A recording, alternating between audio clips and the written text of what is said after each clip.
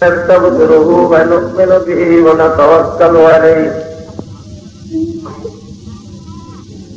ونعوذ بالله من شرور أنفسنا ومن سيئات أعمالنا من يهده الله فلا مضل له ومن يضلله فلا هادي له ونشهد أن لا إله إلا الله وحده لا شريك له ونشهد أن سيدنا وحبيبنا مولانا محمدا عبده ورسوله أما بعد فيا أيها الحاضرون رحمكم الله وقال الله تعالى في كلام المجيد والفرقان الحميد إن الله وملائكته يصلون على النبي يا أيها الذين آمنوا صلوا عليه وسلموا تسليما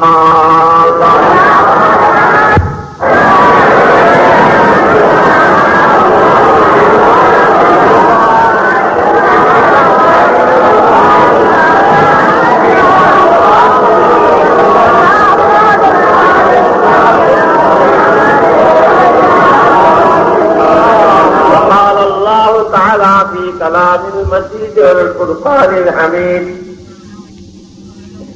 ولا تقولوا لمن يقتل في سبيل الله أموات بل أحياء ولكن لا تشعرون प्यारे हाज़रीन मजलिस আমার प्यारा मुसलमान भाईरा সংক্ষেপে দুই চারটি কথা বলবো তিনি আবার বললেন যে পবিত্র শাহাদাতে ভালো সম্বন্ধে এক কথা বলতে হবে তো বড় কথা লাভ করিয়ে যাবে জনাবেরা প্রভু সৈয়দনা নবী বংশের উজ্জ্বল রত্ন সৈয়দুল মাতারমণি হযরত ইমাম হাসান হুসাইন রাদিয়াল্লাহু তাআলা হুমা হুজুরের কানুন বলতে গেলে ও আসছে ঘুরে বলে তাও তুলবে সেটাকে খুব ছোট্ট করে সংক্ষেপ করে বলেছেন আপনার শুনতে চাই দুইটার কথা সংক্ষেপ করে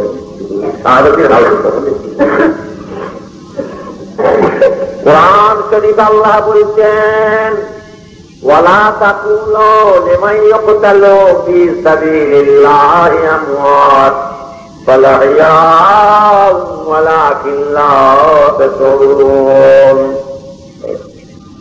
যারা নাকি সাবিলিল্লাহে আল্লাহ রাস্তায় জিহাদ করে কুরবান হয়ে শহীদ হয়ে মরে গেছে বান্দা তোমরা তাদের ঘরে মরা মনে করো না তারা জিন্দা জীবিত তা কেমন তোমরা জানো না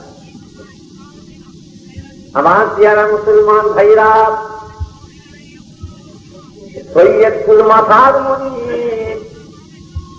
সৈয়দ সোহাদা সৈয়দনা ইমাম হোসেন রাদিয়াল্লাহু তাআলা আনহু হুজুরের জীবনী সম্বন্ধে সংক্ষেপ করে দু চার কথা বলছি সৈয়দনা দামেস্ক অধিপতি তার ছেলে এজিদকে ডাকলেন এজিদকে ডেকে বললে বাবা এজিদ আমার মরণের পরে তুমি দামেস্কে সিংহাসনে আরোহণ করবে তবে মনে রেখো নবী বংশের উজ্জ্বল রত্ন সৈয়দুল সোহাদা সৈয়দনা হযরত ইমাম হোসেন রাদিয়াল্লাহু তাআলা আনহুর সঙ্গে যখন তোমার দেখা হবে খবরদার অতি আদবের সঙ্গে অতি সম্মানের সঙ্গে তার সঙ্গে ব্যবহার করবে হযরত সৈয়দনা আব্দুল্লাহ ইবনে ওমর রাদিয়াল্লাহু তাআলা আনহুর সঙ্গে যখন তোমার দেখা হবে বাবা অতি সম্মানের সঙ্গে তার সঙ্গে ব্যবহার করবে আমি যেমন হযরত ইমাম হাসান রাদিয়াল্লাহু তাআলা আনহুকে বাৎসরিক 5,10,000 দিরহাম করে রাজপথ মদিনা শরীফে পাঠিয়ে দিচ্ছি বাবা এদিক তুমি ওই হযরত ইমাম হোসেন রাদিয়াল্লাহু তাআলাকে তুমি পাঠিয়ে দেবে। হতভাগা এজিদের মুখ কালো হয়ে গেল।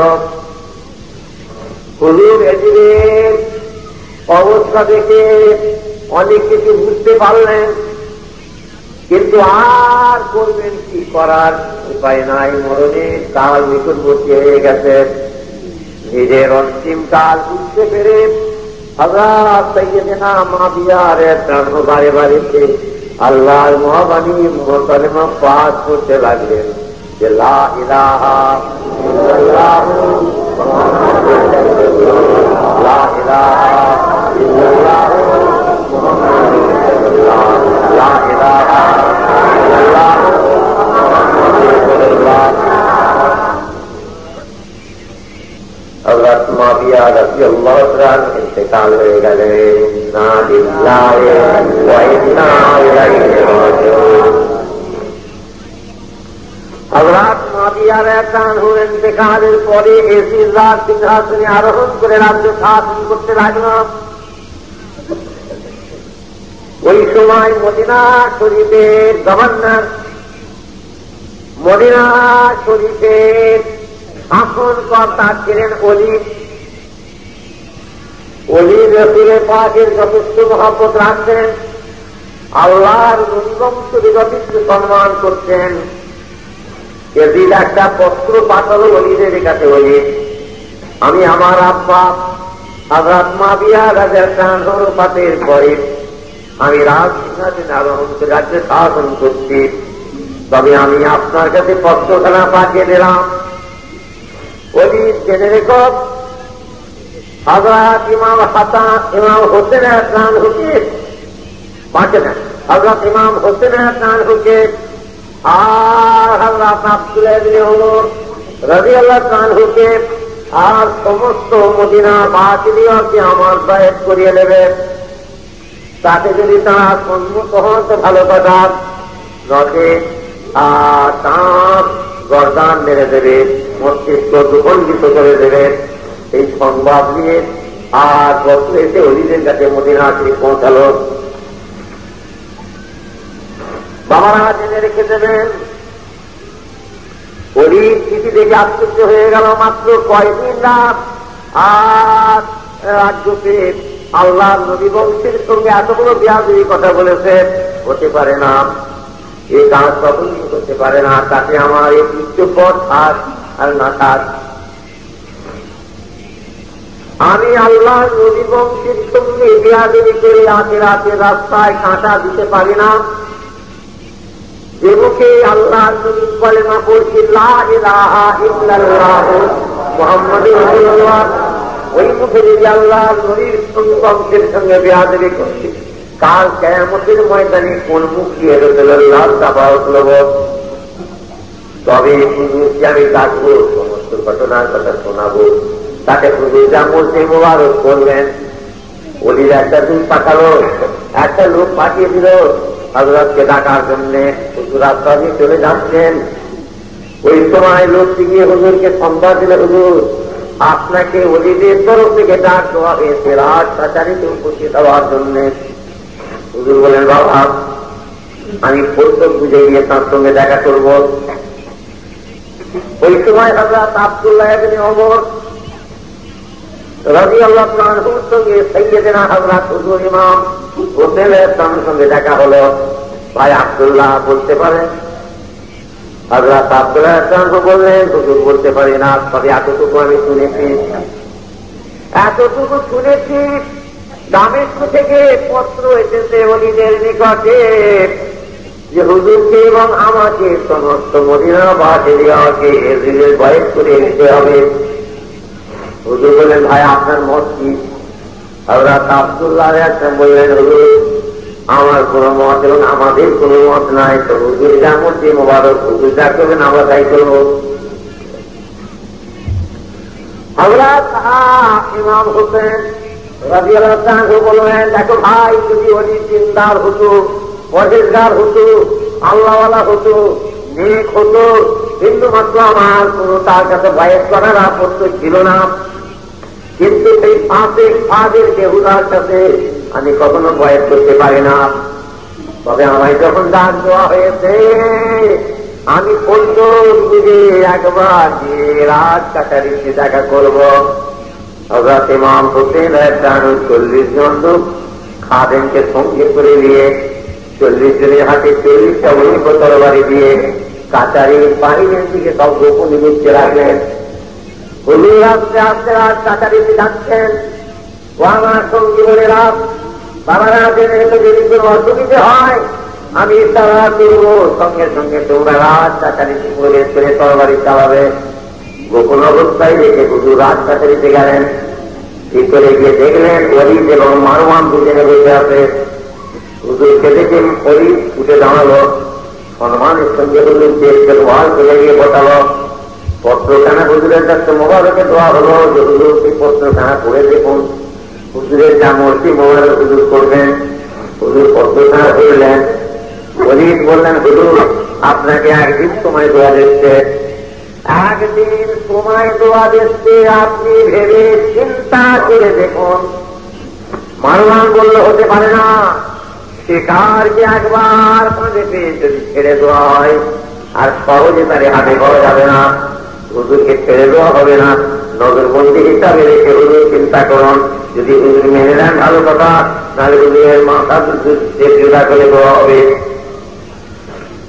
হযরত ইমাম হোসেন বলছে, মারওয়ান ছোট মুখে বড় কথা কি বলা, জেনে রেখো ইমাম হোসেনের মাথা কাটতে গেলে, এর জুদা করতে গেলে মারওয়ানের নাই কত শত শত মাথা জমিনে ধুলোয় লঞ্চিত হবে। কথায় কথা বেড়ে গেল। হুজুরি তারা করলেন, উলঙ্গ তরবারি দিয়ে রাত কাটারে লাভ দিয়ে 40 জন ঢুকলেন। তাই রাত তরবারি চালাবেন না, বন্ধুরা কোন হাত বন্ধ করুন, চলুন আমরা চলে যাই।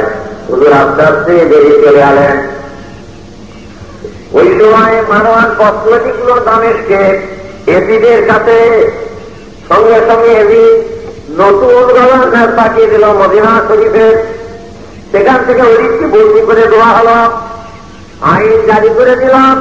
রাস্তাঘাটে, পথে হাটে মাঠে, শহরে বাজারে গলি কুচায়, যেখানে হযরত ইমাম হোসেন রাদিয়াল্লাহু আনহুকে পাওয়া যাবে ওই জায়গায় ওই অবস্থায় তাঁকে শহীদ করে দাও।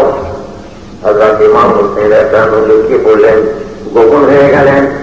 চারিদিকে খুঁজে খুঁজে বেড়ায় হুজুরকে শহীদ করার জন্য।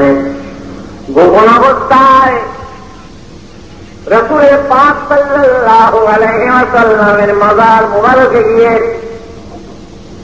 হযরত ইমাম হোসেন রাদিয়াল্লাহু আনহু ঝরঝর করে কাঁদছেন, না জান, আজ আপনি দুনিয়ায় নাই, দুনিয়া থেকে আপনি চলে গেছেন। আব্বা জান, শেরে খুদা সৈয়দনা আলী রাদিয়াল্লাহু আনহু তিনিও দুনিয়ায় নাই, তিনিও দুনিয়া থেকে চলে গেছেন। আম্মা জান সৈয়দাতুন নিসা ফাতিমাতুজ জোহরা বিনতে রাসূলুল্লাহ সাল্লাল্লাহু আলাইহি ওয়াসাল্লাম তিনিও দুনিয়ায় নাই, তিনিও দুনিয়া থেকে চলে গেছেন। বড় ভাই হযরত ইমাম হাসান রাদিয়াল্লাহু আনহু তিনিও দুনিয়ায় নাই, তিনিও দুনিয়া থেকে চলে গেছেন। আমি ইমাম হোসেন আনহু একা রয়েছি। রাজাই জারি হয়ে গেছে রাস্তাঘাটে, হাতে মাটি পথে, যেখানে আমারই পাওয়া যাবে সে অবস্থায় আমায় শহীদ করে দাও। ঝরঝর করে কেঁদে চোখের পানিতে বুক ভেসে যাচ্ছে। হযরত ইমাম হোসেন আনহু আফসোস করে নিজের আহলে বাইত ছেলে বলে আত্মীয় স্বজন আর নিজের সঙ্গী খাদেম দিওয়াকে নিয়ে গোপন অবস্থায় মদিনা শরীফ থেকে হিজরত করে মক্কা শরীফে রওনা হয়ে গেলেন। আল্লাহু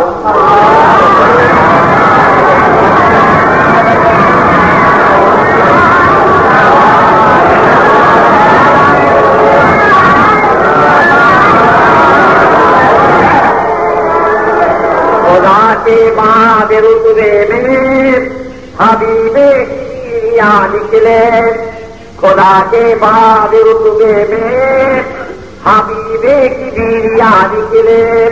यहाँ से मदीने का इलाही कब काफिला निकले, गुलामों में हम गुलामी बेवफा निकले वाला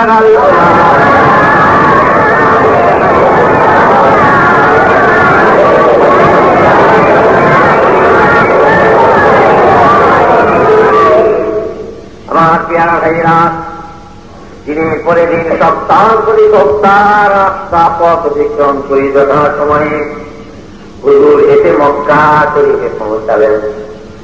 মক্কাবাসী গুণেরা হুজুরকে পেয়ে যেন চাঁদ হাতে পেয়ে গেলেন। মক্কাবাসীরা বললেন, হুজুর যতক্ষণ মক্কাবাসীদের দেহে তাদের শরীরে যতক্ষণ আত্মা হু আছে, কার শক্তি আছে আপনার স্পর্শ করতে পারেন। মক্কাবাসী গুণেরা হুজুরের ইমামতিতে আল্লাহর কাবার ঘরের হুজুর ইমাম হয়ে গেলেন। সকলে ইক্তেদা করে শান্তির সঙ্গে আল্লাহর ফরজ আদায় করতে লাগলেন। ওদিকে একখানা, দুইখানা, পাঁচখানা, সাতখানা, দশখানা করে পত্র আসতে লাগলো কুফা শরীফ থেকে। সোহাবরাত ইমাম হোসেন রাজেরা প্রাণ হোক, আপনি চলে আসুন, চলে আসুন, কুফাতে তশরিফ দিয়ে আসুন। কুফাবাসীরা সকলে আপনার কাছে কয়েক করবে, আল্লাহ তাআলার শরীয়ত সম্বন্ধে শিক্ষা করবে, আল্লাহ তাআলার আধ্যাত্মিক বিদ্যা শিক্ষা করবে। হুজুর আপনি কোথায় তশরিফ দিয়ে আসেন? ওদের পত্রগুলো নিয়ে ও বাবা মক্কাবাসীরা, দেখো দেখো আমাকে কোথায় যাওয়ার জন্য দাওয়াত করছিল, আমাকে কোথায় যাওয়ার জন্য তারা ডাকছে। মক্কাবাসী গুণেরা বলে, হুজুর কুফাবাসীদের কথা আমরা কখনো বিশ্বাস করব না। কুফাবাসীরা আপনার আব্বা হযরত আলী রাদিয়াল্লাহু আনহুকে শহীদ করেছেন। কুফার মুখে হযরত আলী রাদিয়াল্লাহু আনহু শহীদ হয়ে গেছেন। আমরা কখনো আপনাকে কুফা থেকে দেব না। দিনের পরে দিন যায়, আবার পত্র আসতে থাকে। সেই একখানা পত্রে বহু লোক তাতে সাক্ষী লিখে সই করে পাঠালো যে আপনাকে প্রথম দেওয়া হচ্ছে, আপনি আসুন আসুন, আমরা আল্লাহর দিন সম্বন্ধে আপনার কাছে শিক্ষা করব। যদি না আসেন তার জন্য আপনি আল্লাহর কাছে বাইর হবেন। ওই পত্রখানা নিয়ে হুজুর মক্কাবাসীদের দেখালেন, দেখো দেখো বাবারা, দেখো পত্রখানা, দেখো গো কত লোক সই করে কতটি আমাদের ডাকছে। বাবা আমাকে যেতে হবে আপনার কোপাতে, আল্লাহর রাস্তে সেখানে গিয়ে আল্লাহর দিনের খেদমত করতে হবে। মক্কাবাসীরা বলেন, হুজুর আপনাকে আমরা কোপাতে যেতে দেবো না, দেবো না। তবে যদি একান্ত আপনি না যে শোনেন, না যদি শোনেন, তাহলে আপনি যাওয়ার আগে প্রথমে হযরত মুসলিম রাদিয়াল্লাহু তাআলাকে আপনি পাঠিয়ে দিন। হযরত মুসলিম রাদিয়াল্লাহু তাআলা তিনি কোপায় গিয়ে তিনি কোপার অবস্থা জেনে বুঝে তিনি যখন আপনাকে পত্র দেবেন তবে আপনি যাবেন, তার আগে আমরা আপনাকে কোপাতে যেতে দেব না। সৈয়দনা হযরত মুসলিম রাদিয়াল্লাহু তার দুই ছেলে মোহাম্মদ ইব্রাহিম 6-7 বছরের দুটো ছেলে মোহাম্মদ আর ইব্রাহিমকে দুই ছেলের সঙ্গে করে নিয়ে হযরত ইমাম মুসলিম রাদিয়াল্লাহু তিনি কুফা থেকে তশরিফ নিয়ে গেলেন। আমার বাবারা যথা সময়ে কুফা শরীফে পৌঁছালেন। কুফা জামে মসজিদে তশরিফ রাখলেন। দুজনা 10 জনা করে রেখেছে। হযরত ইমাম মুসলিমের কাছে বায়াত করতে লাগলো, কত মহব্বত, কত ভালোবাসা, কত ভক্তি দেখাতে লাগলো। দেখতে দেখতে 40,000 লোক কুফাবাসী হযরত ইমাম মুসলিমের কাছে বায়াত করলাম। হযরত ইমাম মুসলিমের একটা পত্র লিখলেন, ভাই ভাই ইমাম হোসেন আসুন আসুন হুজুর চলে আসুন। একে একে 40,000 লোক আমার কাছে বায়াত করেছে। সমস্ত দেশবাসী আপনার জন্য ইচ্ছা তো করে নেয় কি আছে, আপনি আসুন, সকলে আপনার কাছে বায়াত করবে। পত্র এলো, বেরিয়ে চলে গেল। কুফা যে শাসনকর্তা ছিল রাসূলের পাকে যথেষ্ট মহব্বত রাখত, আল্লাহ নবী বংশে যথেষ্ট সম্মান করত। এই সংবাদটা পৌঁছালো দামেশকে পৌঁছানোর সঙ্গে সঙ্গে ওখানে কুফা শাসনকর্তাকে বদলি করে দিল, বদল করে সেখানে আব্দুল্লাহ ইবনে জিয়াদকে পাঠানো হলো। অতভাবে আব্দুল্লাহ ইবনে জিয়াদ এসে একটা পরামর্শ সভা, একটা মিটিং ডাকলো কোপাতে। সমস্ত কোপাবাসীকে লক্ষ্য করে কোপাবাসীরা, তোমরা কোন জানে কোন বিবেকে বুদ্ধিতে রাজার রাজ্যে বাস করে রাজ্য অধিকার করছো, একজন হাসেনি বংশের কাছে তোমরা ভয়ে চলে জেনে রেখো, যদি আর কোন একজন লোক হযরত ইমাম মুসলিমের কাছে যাবে, তার মাথা কেটে এদিনের দরবারে লটকে দেওয়া হবে, তার বংশ নির্বংশ করে ধ্বংস করে দেওয়া হবে। এক বক্তৃতার খেলায় সব লোক পালাল। হুজুর একা বসে আছেন কোথায় জানি মসজিদে। যারা কত ভক্তি দেখিয়েছে, কত মহব্বত করেছে, কত সম্মান করেছে, তারা সম্মুখে চলে যাচ্ছে, ফিরে যাচ্ছে। একবার হুজুরের দিকে ফিরেও তারা ছেড়ে রাখে না। আইন জারি হয়ে গেল, আল্লাহ ইমাম মুসলিম মাথা কেটে যে আনতে পারে আর তাকে বহু পুরস্কার এদিনের দরবারে বড় সম্মান সে পাবে। আমার বাবারা, হযরত ইমাম মুসলিম তাড়াতাড়ি না দুটো ছেলে মোহাম্মদ ইব্রাহিমকে নিয়ে গোপন অবস্থায় কুফার কাজী সাহেবের নিকটে লুকিয়ে রাখলেন। কাজী সাহেব আর হযরত সাল্লামের বহু মহব্বত রাখতেন, হুজুরের আওলাদের বড় ভালোবাসা রাখতেন। গোপন অবস্থায় লুকিয়ে রেখে হযরত ইমাম মুসলিম রাসূলুল্লাহর পুরনো সাহাবা, যেই সাহাবা হযরত হানি রাদিয়াল্লাহু বাড়ি উপস্থিত হলেন। হযরত হানি রাদিয়াল্লাহু বলেন, বাবা আপনি হুজুর বললেন আমাকে একটু জায়গা দেওয়া হবে গোপনে থাকার জন্য। বলে, বাবা আমাদের দেশে আইন জারি হয়ে গেছে, যদি কোনো অপরিচিত বিদেশি মুসাফিরকে রাখা হয় তার জন্য তাকে শাস্তি দেওয়া হবে। বাবা আপনি কে, কি নাম, কোথায় বাড়ি, কি পরিচয়? হুজুর বলেন, আমি হচ্ছি আল্লাহ নবীর বংশ, আমি হচ্ছি হযরত মুসলিম রাদিয়াল্লাহু। তখন হযরত হানি রাদিয়াল্লাহু বলেন, আমার জান চলে যাক, আমার নয় সকল যদি হানি কোরবান হয়ে যায় কোনো পরোয়া নাই, আল্লাহর নবী বংশকে আমি জালেমের সামনে উঠতে দেবো না। তাড়াতাড়ি হুজুরকে নিয়ে আর ঘরের ভিতরে লুকিয়ে ফেললেন। চারিদিকে লোক বের হচ্ছে, যারা কত ভক্তি দেখিয়েছে, হ্যাঁ কয়েক করে মুড়ি ধরেছে আর কত সবক তালিম দিয়েছে, তারা চারদিকে ছুটতেছে হুজুরকে পেরে শহীদ করছে। হুজুরকে শহীদ করলে কত মাল দৌলত, কত সম্মান একজন পাবো। হ্যাঁ, রাস্তাঘাটে পথে পথে চারিদিকে হইরি করে ঘুরছে, কিন্তু কোন জায়গায় হুজুরের সন্ধান পাওয়া যায় না। আব্দুল্লাহ ইবনে জিয়াদ ওই সময় তার একজন খরিদা গোলাম ছিল। তুমি একটা কাজ যদি করতে পারো, সুফি দরবেশদের সঙ্গে তাদের ভাব লেবার ধরে তাদের সঙ্গে ফিরে গিয়ে যদি কোন রকমের সংবাদ এনে দিতে পারো, যদি সুফি দরবেশদের ভিতরে গোপনে লুকোনো থাকে, তাহলে তোমাকে আমি গোলাম থেকে আবাদ করে দেবো, তোমায় আমি খালাস করে দেবো, আর বহু মাল দৌলত তোমার পুরস্কার ইনাম দেওয়া হবে। ওই সময় আব্দুল্লাহ ইবনে জিয়াদের যে গোলাম ছিল, সে বাবার লম্বা তীরের গায়ে দিয়ে মাথায় টুপি দিয়ে হাতে তসবিহ ধরে হাত টপ করে দাঁড়া কাটতে শুরু করে দিলেন। বললে এক পাগড়ি মাথায় বেঁধে ফেলল, গোপা জামি মসজিদে গিয়ে মাগরিবের নামাজ পড়তে শুরু করে দিলেন। জামাত হয়ে গেল, লোকে একে একে সব মসজিদ ছেড়ে চলে গেল। সকলের শেষে একটা লোক মসজিদের ভেতরে আল্লাহ গবেষণা মোড়াতে বা মোশাহেরায় মসজিদাতের খোলার বন্ধুদের বন্ধা। ওই সময় হতভাগা পিছনে চুপ করে বসে রইল। বহু ইবাদত করার পরে আল্লাহ ওলি, আল্লাহ তাআলা দরবেশ বান্দা যখন ইবাদত থেকে পারলেন, ওই সময় লোকদের সামনে যে বললে, হুজুর বড় আশা করে এসেছিলাম, আমার বাড়ি হলো সামনে, কত আশা করে এসেছিলাম, শুনেছিলাম এখানে আল্লাহ নবী আল্লাহ হযরত মুসলিমরা দান হতে শ্রী বেনেছেন, আমি হুজুরের কাছে বাইক করবো, আল্লাহ তাআলার মানিকত শিক্ষা করবো, হুজুরের 200 দিরহাম তোলা রেখে হুজুরকে নজরানা দেবো। কোন তার সংবাদ পেলাম না। মনের দুঃখ মনে নিয়ে আমার স্বদেশে ফিরে যেতে হচ্ছে। যদি হুজুর, যদি আপনার জানা থাকে, যদি দয়া করে বলেন আমার মনের আশা পূর্ণ হয়।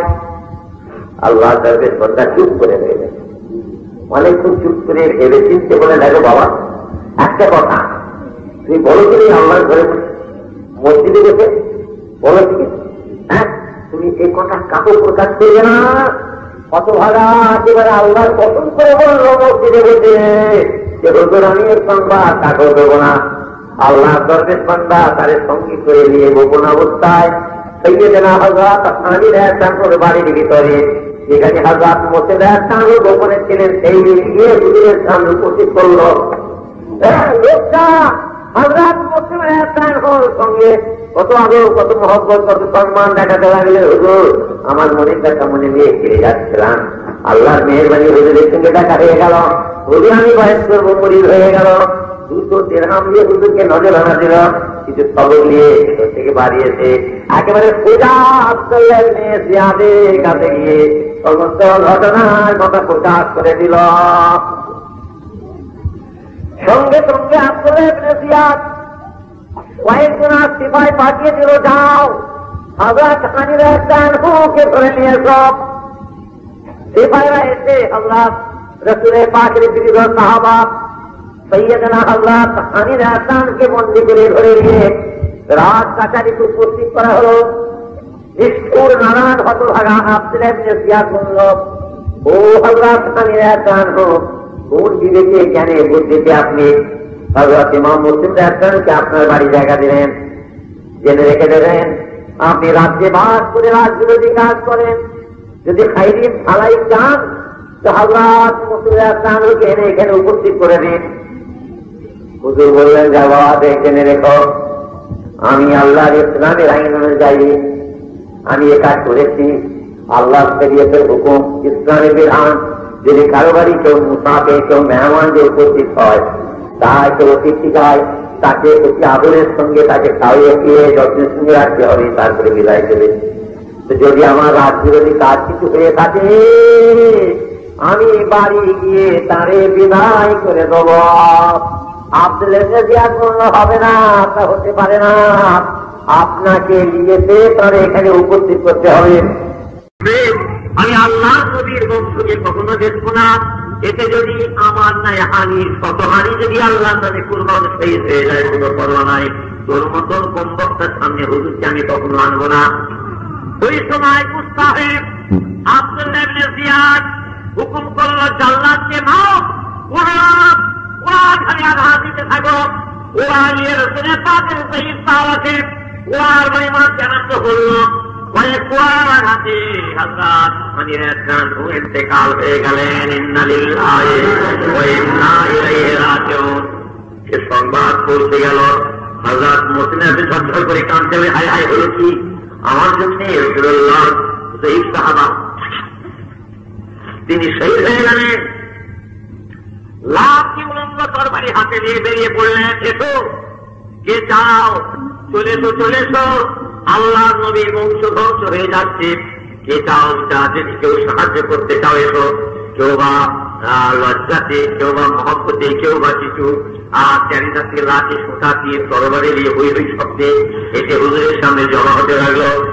কিছু কম বেশি 10,000 লোক জমা হয়ে গেল। হুজুর সেখান থেকে আব্দুল্লাহ ইবনে জিয়াদের বাড়ির দিকে চললেন। আব্দুল্লাহ ইবনে জিয়াদ দেখি তাড়াতাড়ি হয়ে দরজার সমস্ত খিড়কি বন্ধ করে দিয়ে বাড়ির ছাদে উঠে দাঁড়ালো। লোক এসে চারিধারে ঘিরে ফেললো। ওই সময় আব্দুল্লাহ ইবনে জিয়াদ আঁক মেরে বলতে লাগলো, তোমরা অনর্থ করে হইচই এখানে আরম্ভ কেন করে দিয়েছ? আমি অল্প কয়েকদিন মাত্র পত্র দামেশকে পাঠিয়েছি, তোমার দেশ পাঠিয়ে তোমাদের সকলের শান্তি উপকারের সাহায্যের জন্য। রাজ্যে বাস করে রাজবিরোধী হয়ে কখনো তোমরা চিত্তে শান্তি পাবে না, তার জন্য তোমরা সকলেই শাস্তি ভোগ করবে। যদি কোনো কথা থাকে তোমরা এইভাবে হইচই না করে তোমাদের গোষ্ঠী কওমের মধ্যে থেকে একজন সর্দারকে আমার যদি পাঠিয়ে দাও।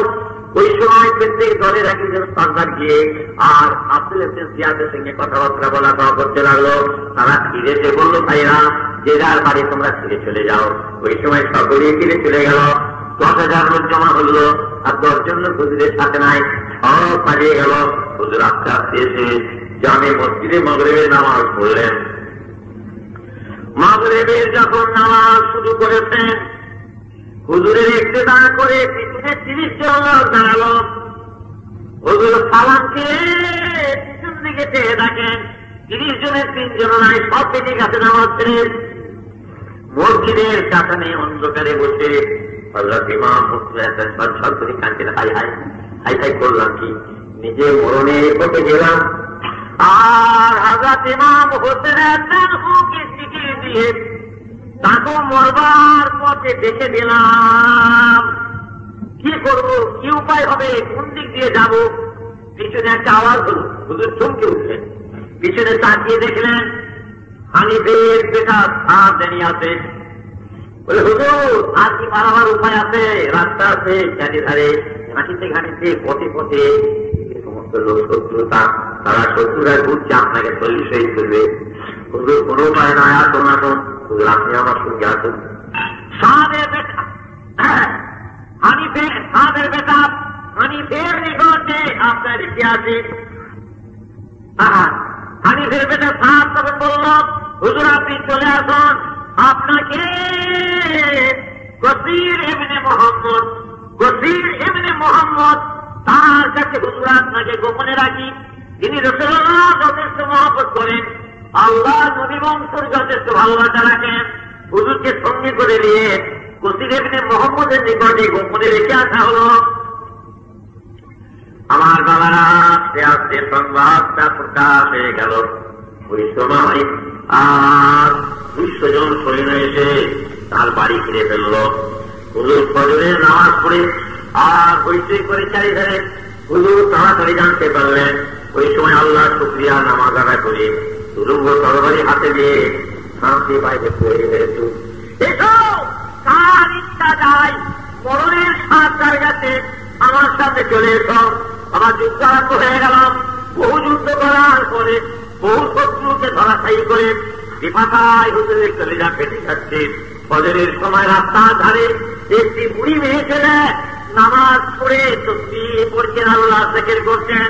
হুজুর গিয়ে বলেন, মা বুড়ি মা, পিয়াসে কলিজা ফেটে যাচ্ছে, মা তাড়াতাড়ি 1 গ্লাস পানি দাও। কাল হাসরের ময়দানে নানা জান হযরত মুহাম্মদ রাসূলুল্লাহ সাল্লাল্লাহু আলাইহি ওয়াসাল্লামকে বলে তোমাকে কওসারের পানি খাওয়াবো। তামাম শরীরে তীর তরবারি লাগাতে সত্তর করে খুন ঝরছে। বুড়ি তাড়াতাড়ি পানি নিয়ে হুজুরের সামনে ধরল। হুজুর পানির গ্লাস হাতে দিয়েছেন, পাথর নিয়ে হুজুরের মুখে মেরে দিল।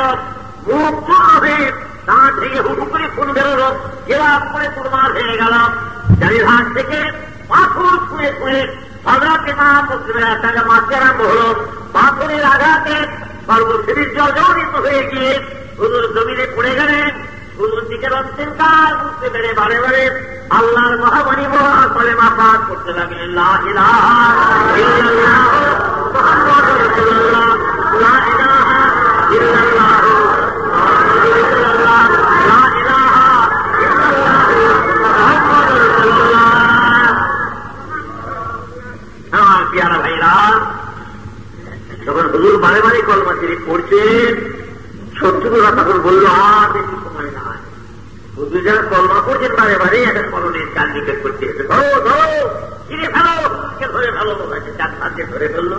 সরাসরি করে দিয়েছে আব্দুল্লাহ ইবনে জিয়াদ, লোক পাঠিয়ে দাও, জলদি যাও, সংবাদ দাও আব্দুল্লাহ ইবনে জিয়াদকে, আমরা নিয়ে যাচ্ছি হযরত মদিনাতে বন্দী করে।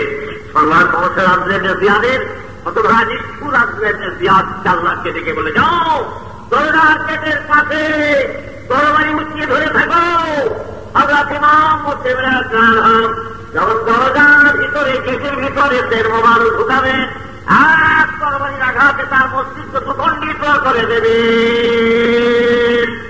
ওই সময় জাল্লাদ তরবারি ধরে রইল, হুজুরকে ধরাধরি করে নিয়ে আসছে। হুজুর বারে বারে পড়ছেন, লা ইলাহা ইল্লাল্লাহ মুহাম্মাদুর রাসূলুল্লাহ, লা ইলাহা গেটের ভিতরে তের মোবারক হুজুরে ঢুকেছে, এক তরবারির আঘাতে মোবারক সে তুলি জুদা করে দেওয়া হল। ইন্না লিল্লাহি ওয়া ইন্না ইলাইহি রাজিউন। আল্লাহুম্মা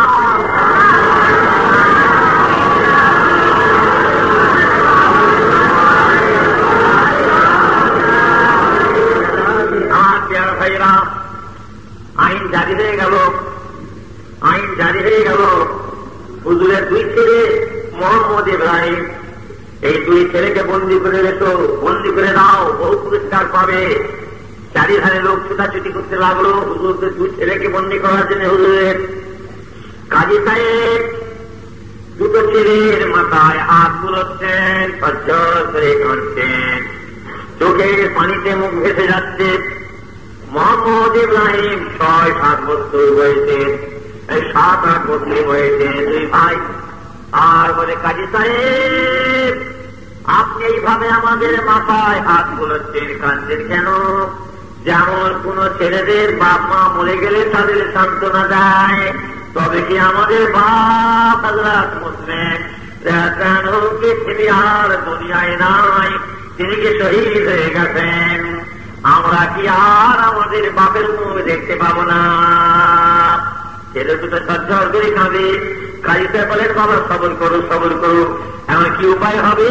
তোমাদের দুজনকে বন্দী করার হুকুম হয়ে গেছে, এখন কিভাবে তোমাদের আছে আর মদিনা শরীফে তোমাদের মাঝির কাছে পাঠিয়ে দেব? বলে, বাবা প্রত্যেক দিন বণিক দলেরা, তাদেরা, ব্যবসায়ীরা উটের কাফেলা প্রত্যেক দিন সন্ধ্যের আগে আর উট ফেলে চলে যায়। বাবা আমি তোমাদের সেই উটের কাফেলার সঙ্গে তাদের বণিকদের সঙ্গে মিলিয়ে দেবো, তাদের সঙ্গে তোমরা চলে যাবে, তাহলেই তোমার মাঝির কাছে পৌঁছাবে। কাজী সাহেব ছেলে দুটিকে গোপন অবস্থায় নিয়ে আর যখন সন্ধ্যের দিকে যাচ্ছে মিলতে, তখন কাফেলা ছেড়ে চলে যাচ্ছে। দূর থেকে দেখানো হলো, ছেলেরা দেখে দেখো ওই যে উঠে কাফেলা যায়। বাবারা তাড়াতাড়ি হেঁটে হেঁটে ছুটে ছুটে যাও, কাফেলার থেকে মিলে গেলে তোমরা মদিনা পেয়ে চলে যাবে। ছেলেরা কতগুলো যাওয়ার পরে ছোট ছোট বাচ্চা অন্ধকার থেকে গেল, কোন দিকে চলে গেল কাফেলা খুঁজে পেল না। একবার এদিকে ছুটে, এদিকে দৌড়ায়, ওদিকে দৌড়ায়। যাদের মরণ আল্লাহ তারা রেখে দিয়েছেন গুহার বুকে, তারা মৌতকে ফাঁকি দিয়ে কোথায় পালাবে? আল্লাহ তাআলা হয়ে গুহার বুকে শাহাদাতে শরবত খাওয়াবেন, আর সেই মৌতকে ফাঁকি দিয়ে যাওয়ার এটারও শক্তি আছে। কোন দিকে রাস্তা না পেয়ে একটা খেজুরের বাগানের ভিতরে ঢুকে দুই ভাই সারা রাত বসে আছে, ঝর করে কাঁদছি। ফজর হয়ে গেল, পাহারাদার পুলিশ রাস্তা দিয়ে চলে যাচ্ছে, খেজুর বাগানের ভিতরে ছোট ছেলের কান্নার আওয়াজ পাওয়া যায়। ওই সময় পুলিশ ছুটে দিয়ে থাকে, দুইটা ছেলে ছোট ছোট 7 আর বছরের দুটো ছেলে গলা জড়াজড়ি করে, আর তাদের চেহারা যেন পূর্ণের চাঁদের মতন চমকাচ্ছে। ওই সময় বলে, ছেলে তোমরা বলা এই জঙ্গলের ভিতরে কাজ ছেড়ে এমন অবস্থায় বসে আসো, হুজুর মনে করতে যদি আমাদের কেউ উপহার খায় খাওয়া হয়। হুজুরা বলেন, আমরা হচ্ছি হযরত ইমাম মুসলিম রাদিয়াল্লাহু দুই ছেলে মোহাম্মদ ইব্রাহিম। পুলিশ সংক্ষেপ ধরে নিয়ে জেলখানায় তাদের যে পত্র লেখা হলো, যার সম্পাদিত সে অনুযায়ী কাজ করা হবে। জেলের যিনি সরদার ছিলেন রাসূলের পাকের যথেষ্ট মহব্বত রাখতেন, যান চলে যান, কিছু পরোয়া নাই। ছেলেদের ঘরে জালিমের সামনে তুলতে দেওয়া হবে না। আবার পর দিনেতে ওই জেলের সরদার ছেলে দুটো নিয়ে আবার কাফেলার সঙ্গে মিলিয়ে দিতে গেলেন। সেদিনও দূর থেকে কাফেলা ছেড়ে চলে যাচ্ছে, আবার হুজুর ঘরের দেখে দেওয়া হলো, শুনলেন। আবার সেদিন ওরা যেতে যেতে রাস্তা খুলে গেলেন, অন্ধকার হয়ে গেল, দেখতে পেলেন না। ঘুরে ঘুরে আবার একটা খেজুরের বাগানের ভিতরে গিয়ে একটা বিরাট মোড়া খেজুরের গাছ ঘুরে ভেঙে পড়েছে, তার ভিতরে দুই ভাইয়ের সারা রাত ধরে বসে আছে। সকাল হলো, ওই খেজুরের বাগানে একটা পানির নেহার ছিল, মিঠা পানির ঝরনা ছিল। আর এদের বিবি ওই ঝরনায় পানির চেয়েছে, আর দেখতে পাওয়া যায় দুটো ছেলে কান্নার আওয়াজ। পানির কলসি রেখে খুঁজে খুঁজে খুঁজে দেখে একটা মোড়া খেজুরের, আর মোড়ার ভেতরে যে শুধু ছোট ছোট দুটো ছেলে বসে আছে। হারেসের বিবি প্রতি আদরের সঙ্গে ছেলে দুটোকে নিয়ে বলে, তোমার কাজ ছেলে বাবা? বলে, আমরা হচ্ছি আল্লাহ নবীর বংশ, আমার হযরত মুসলিম দুই ছেলে মোহাম্মদ ইব্রাহিম। হারেসের বিবি হুজুরদের সঙ্গে করে নিয়ে আদরের সঙ্গে গোসল দিয়ে খেয়ে অন্য ঘরে গোপনে শুতে দিলেন। তারা কত কষ্টে বিভোর হয়ে হুজুরের দিন খেতে লাগলেন। দিন খেতে গেল, রাত আসলো, হারে হতভাগা এই খাওয়া দাওয়া করে শুয়ে তার দিদিকে বলছে, কত পাহাড়, কত জঙ্গল, কত মরু ময়দান খুঁজলাম, দুটো ছেলের সন্ধান পেলাম না। যদি দুটো ছেলেকে পেতাম আমি আর কত পুরস্কার পেতাম। আর এতে বিবাহ সর্বনাশ, যদি কমপক্ষে নিষ্ঠুর হাদের জানতে পারে রক্ষা থাকবে না। কারণ ঘুম এসে গেল। রাতের শেষে মুহাম্মদ জেগে উঠে, ভাই ইব্রাহিম জাগো জাগো, উঠে পড়ো, আর উপায় নাই, আর সময় নাই, মরণের কাজ নিকটবর্তী হয়ে পড়েছে। স্বপ্নে দেখতে পেলাম আল্লাহর জান্নাত, বেহেশতকে আল্লাহ দেখালেন। বেহেশতের দরজায় হযরত মুহাম্মদ রাসূলুল্লাহ সাল্লাল্লাহু আলাইহি ওয়াসাল্লাম তশরিফ রেখেছেন। এক পাশে হযরত আলী রাদিয়াল্লাহু আনহু, একদিকে হযরত ফাতেমা রাদিয়াল্লাহু দাঁড়িয়ে রয়েছেন, এক পাশে হযরত ইমাম হাসান রাদিয়াল্লাহু আনহু, আর এক পাশে আব্বাজান হযরত মুসলিম রাদিয়াল্লাহু রয়েছেন।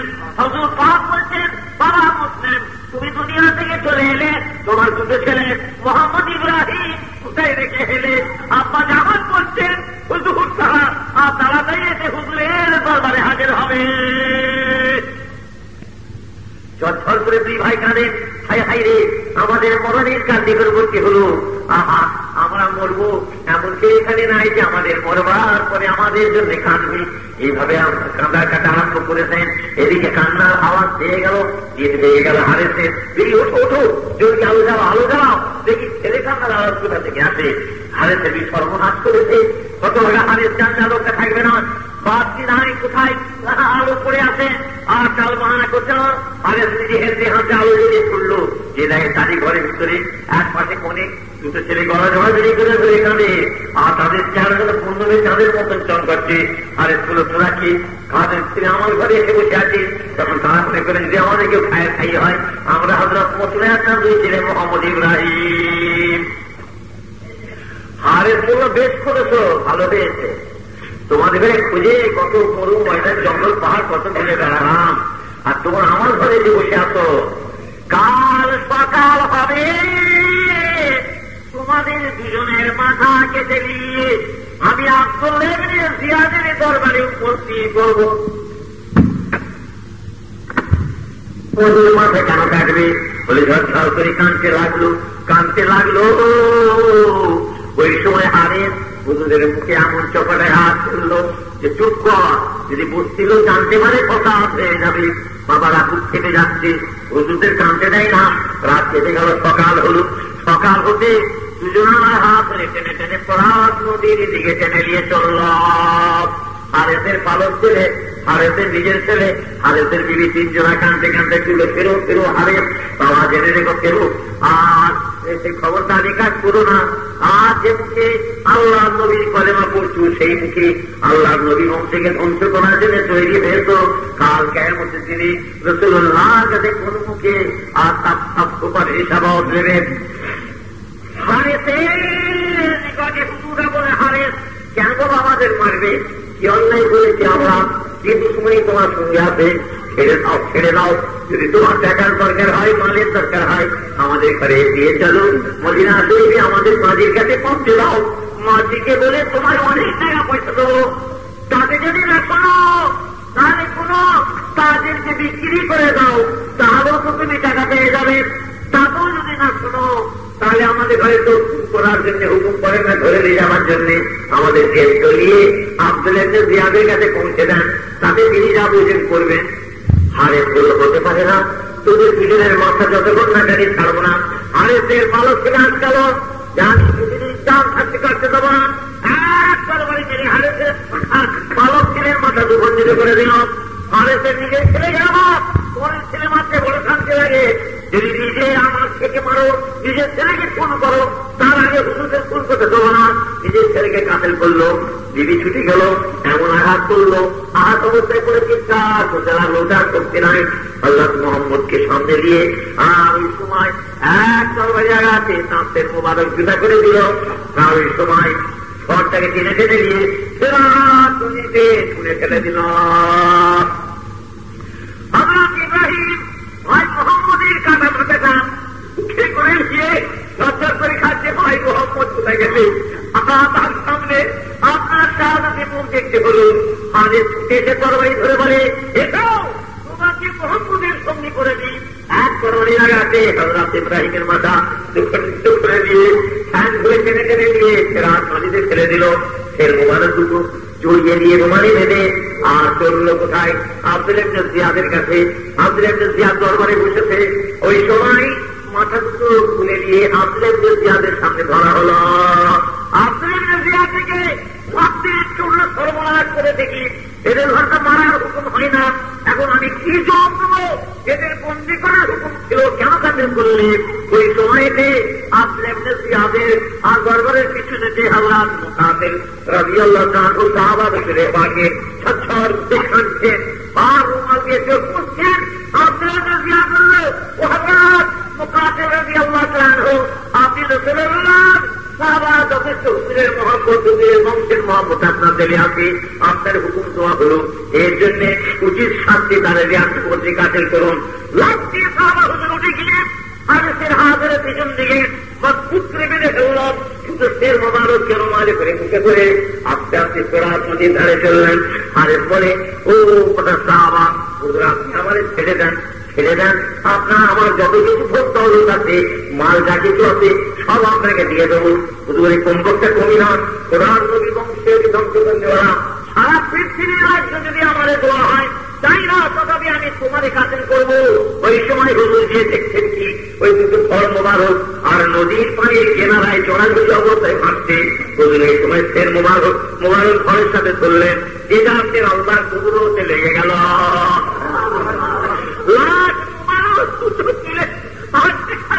হুজুর জানাজা পড়ে তাদের কাফনের কাজ সমাধা করলেন। ওই সময় হারেতে নাক কেটে নেওয়া হলো, কান কাটা হলো, হাত কাটা হলো, চোখ খুশিয়ে নেওয়া হলো, পা কাটা হলো, অথবা হারে গাধার মতন চিৎকার করতে করতে মরে গেল। হারেতে লাশ টেনে নিয়ে হুজুর ফেরাত নদীতে তুলে ফেলে দিলেন। ফেরাত নদীর পানি হারেতের রোহকে কবুল করলো না। তুফান এসে সৈরাবে ধাক্কা দিয়ে পড়তে লাশ আড়ে তুলে দিল। মোড়াকে টেনে আবার পানিতে ফেলে দিলেন, আবার ছেড়ে তুলে দিল। 3 বার খেলার পরে 3 বার তুলে দিল। ওই সময় হুজুর ছেড়ে দিয়ে বালি কুটে করে মাটির ভিতরে দিয়ে চাপা দিলেন। মাটি উগলে উঠে উঠতে লাশ উপরে তুলে দিল। 3 বার দোয়া হলো, 3 বার মাটি কবুল করল না, অবশেষে আগুনে পুড়িয়ে দেওয়া হলো। আল্লাহুম্মা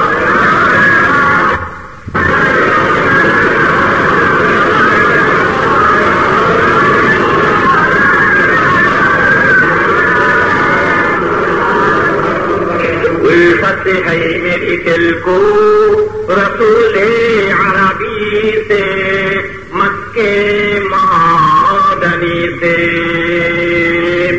उल्फत है मेरी दिल को रसूले अरबी से मक्के मादनी से। अल्लाह का महबूब है रहमत का धनी से, नबियों का नबी से। कौशल तो बहुत दूर है, जब पे बुला दो तो घोट पिला दो तो काम निकल जाएंगी एक दिल की बरी से आतिश नबी से।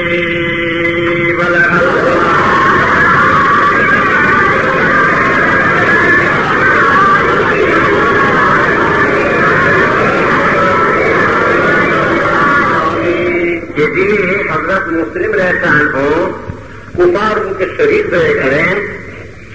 ওই দিনে হযরত সৈয়দনা হুজুর নবী বংশের উজ্জ্বল রত্ন সৈয়দুল মাতার মনি সৈয়দুস শুহাদা হযরত ইমাম হুসাইন রাদিয়াল্লাহু আনহু মক্কা শরীফ থেকে তার বিরোধীজন্ড সমবেত ব্যবহারে আর কুফার দিকে রওনা হয়ে গেলেন। এই এসে আরম্ভ করতে শুরু করলেন। এইদিকে হুজুর শহীদ হয়ে গেলেন। দিনের পরে দিন সপ্তাহের পরে সপ্তাহ রাস্তা অতিক্রম করেছে।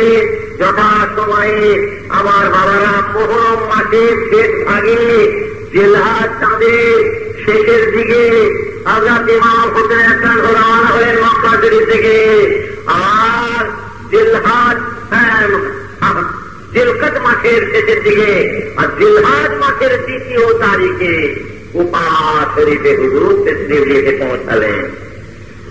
মুহররম মাসের জিলকদ মাসে হুজুর তশরীফ নিয়ে আসলেন আর মুহররম মাসের 2য় তারিখে হুজুর এসে কুফা শরীফে পৌঁছালেন। হুজুর যখন কুফা এসে পৌঁছালেন একজন লোকের সঙ্গে দেখা হলো। হুজুরকে বলে, হুজুর আপনি আর এগোবেন না। হুজুর এই কয়েকদিন হলো হযরত মুসলিম শহীদ হয়ে গেছেন। তার কয়েকদিন পরে তার 2 ছেলে মোহাম্মদ ইব্রাহিম তারা শহীদ হয়ে গেছে। হুজুর আর এগোবেন না। শুনে হুজুর মাথায় হাজি বসে বললেন, হাই হাই হাই হাই হলো কি? এদিকে 500 জন সৈন্য দিয়ে হুজুরকে বন্দী করার জন্য হুকুম হয়ে গেল। হুজুরকে 500 জন সৈন্য দিয়ে হুজুরকে ঘিরে ফেলল। জোহরের নামাজের সময় এলো। ভোরেতে বললে, হুজুর যদি রাজাদের হুকুম দেন তাহলে হুজুরের ইমামতিতে আমরা সকলে ইক্তেদা করি, আল্লাহর ফরজ করি। হুজুর হুকুম দিলেন। সকলে এসে জোহরের নামাজ আদা হলো। জোহরের নামাজ পড়ে যখন বলতো হুজুরকে দাঁড়ালেন।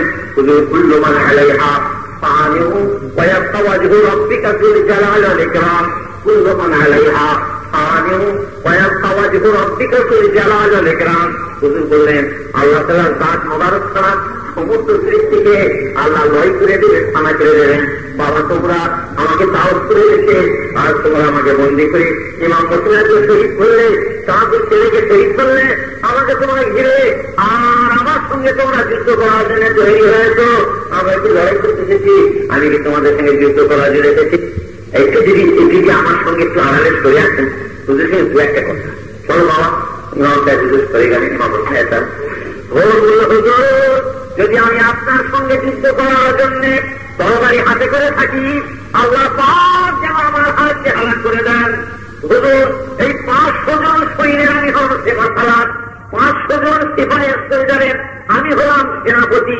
হুজুর জেনে রাখবেন আমার উপর অর্ডার হয়েছে, রাজ আইন হয়েছে যা হুজুরকে বন্দী করার জন্য। হুজুর আমি যদি না শুনি না মানি আমার জীবন থাকে না, হুজুর আমার জীবন থাকবে না। হুজুর কি করা যায়? এখন কিভাবে আমার যার পাশে আর হুজুর এখান থেকে মক্কা দিয়ে কাছে চলে যান। দয়া করে হুজুর যদি একটা কথা আমার যদি মানেন, হুজুর নেন কবুল করেন, বড় ভালো হয়। বাবা কি বলো?